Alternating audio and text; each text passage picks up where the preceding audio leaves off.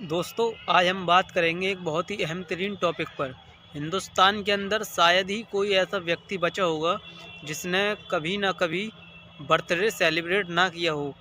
Birthday celebration आज एक modern culture का हिस्सा समझकर हम और आप सेलिब्रेट करते हैं, लेकिन अधिकांश लोग आज तक ये नहीं जानते कि बर्थडे की शुरुआत कब हुई और इसका क्या रीज़न था।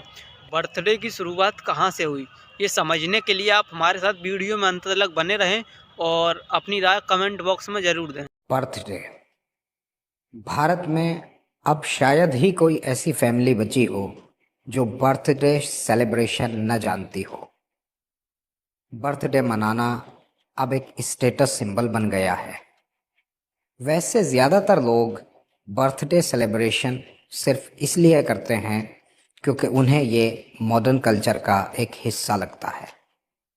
बर्थडे मनाने वाले शायद 100% लोग ये नहीं जानते हैं कि बर्थडे सेलिब्रेशन जब शुरू हुआ था तब इसकी वजह कोई खुशी नहीं बल्कि एक डर था।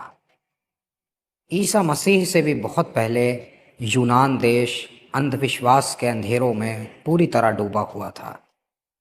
छोटी सी आबादी वाले यूनान में हजारों बल्कि लाखों देवी देवताओं के किस्से और उन पर आधारित अनगिनत बिलीफ्स का समुंदर बह रहा था। यूनान में जब कोई बीमार होता था तो समझा जाता था कि अपोलो देवता उससे नाराज हैं। यूनान में अपोलो सेहत का देवता माना जाता था। आज भी दुनिया में बहुत सारे हॉस्पिटल्स का नाम अपोलो रखा जाता है।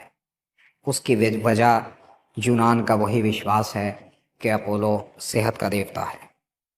इसी तरह के बिलीफ्स में यूनानियों का एक बिलीफ ये भी था कि जिस दिन जिस शख्स का जन्मदिन होता है उस दिन उस आदमी पर बुरी आत्माएं और चुड़ैलें हमला कर देती हैं। इस डर की वजह से, इस खौफ की वजह से यूनान के लोग आर्टेमिस नाम की देवी के पूजा स्थल पर बर्थडे पर्सन को ले जाया करते थे। आर्टेमिस को रोम में डायना कहा जाता है। आपने डायना लफ्ज़ काफ़ी सुना होगा। जिसे डायना रोम में कहा जाता है उसी डायना को यूनान में आर्टेमिस कहा जाता है।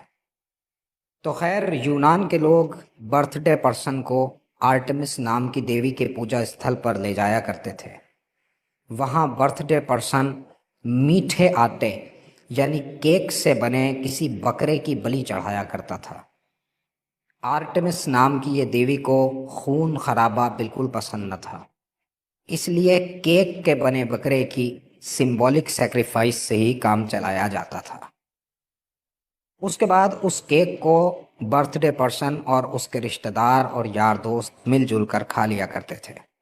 थोड़ा सा केक बचा कर रख लिया करते थे। फिर मोमबत्तियां जलाई जाती थी क्योंकि यूनानियों का विश्वास था कि रोशनी से डरकर बुरी आत्माएं भाग जाया करती हैं। लेकिन पैराडॉक्सिकली कुछ देर बाद कैंडल्स बुझाकर अंधेरा कर दिया जाता था क्योंकि यूनानियों का विश्वास था कि अंधेरे में दुआ जल्दी कबूल होती है। अंधेरा होने के बाद यानी कि कैंडल्स बुझाने के बाद बर्थडे पर्सन अपने लिए और अपने सभी रिश्तेदारों के हक में दुआएं किया करता था। इस सब के बाद भी इनका डर नहीं जाता था, तो ये सारे लोग मिलकर खूब उल्टी सीधी आवाज़ें निकाला करते थे, खूब शोर मचाया करते थे ताकि बुरी आत्माएं डर कर भाग जाए।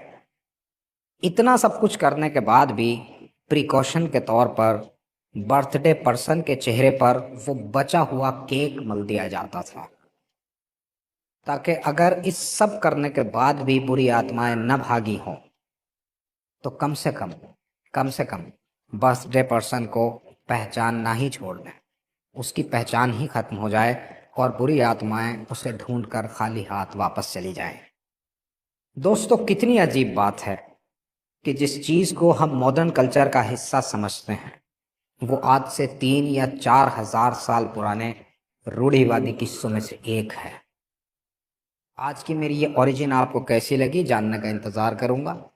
खुदा हाफ़िज़। इसी प्रकार के और भी जानकारी से भरे वीडियोस को देखने के लिए आप हमारे चैनल को सब्सक्राइब करें। मिलते हैं फिर किसी नई वीडियोस के साथ, तब तक के लिए जय हिंद।